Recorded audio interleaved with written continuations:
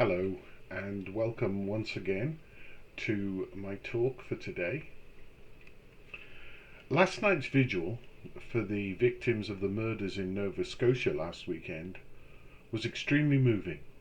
There was a sense of the region and the country coming together to support each other in the face of such a tragedy.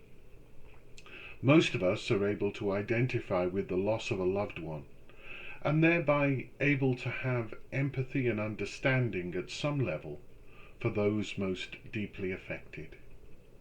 Along with that sense of community, which, as I pointed out yesterday, is part of our reflecting the nature of God, there were also clear expressions of the hope which can be found in Jesus.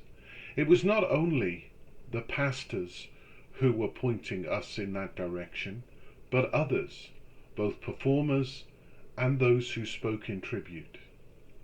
Over these next weeks, the people of Nova Scotia will still need our prayers. For many, the road to healing will be very long. The good news for us in New Brunswick yesterday was the slight easing of the COVID-19 restrictions. Obviously, the changes are quite small, but all being well, it's a first step on the road to some form of normality. We need to remain in prayer for our leaders as they try to balance the threat of infection with the needs of each of us across the province. We should also express our thanks to God for this shaft of light.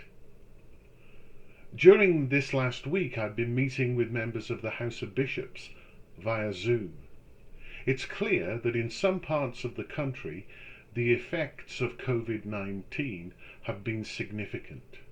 Yesterday, our primate asked that we remember all those who were involved in chaplaincy ministry in our prayers.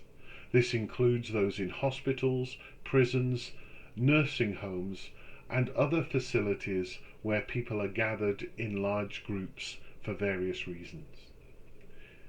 In addition to the chaplains, let us continue to remember those frontline workers as they still face the daily possibility of exposure to the virus.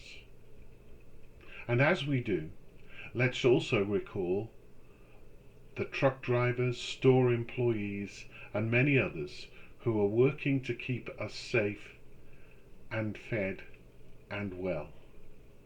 The privilege we have in Jesus is to be able to bring our prayers in confidence to God. Let us continue to pray. Thank you once again for listening to this talk.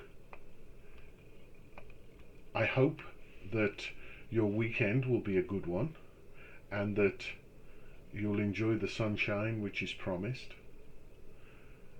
Also, remember that tonight we do have the litany at 6, and in addition to that, tomorrow there'll be various services happening across the diocese. I'm sure that you're aware of the ones in your own parish, but also there are others listed on the diocesan website, and as has become the case, there'll be one from the cathedral as well. So, as I said, I trust you'll have a good weekend.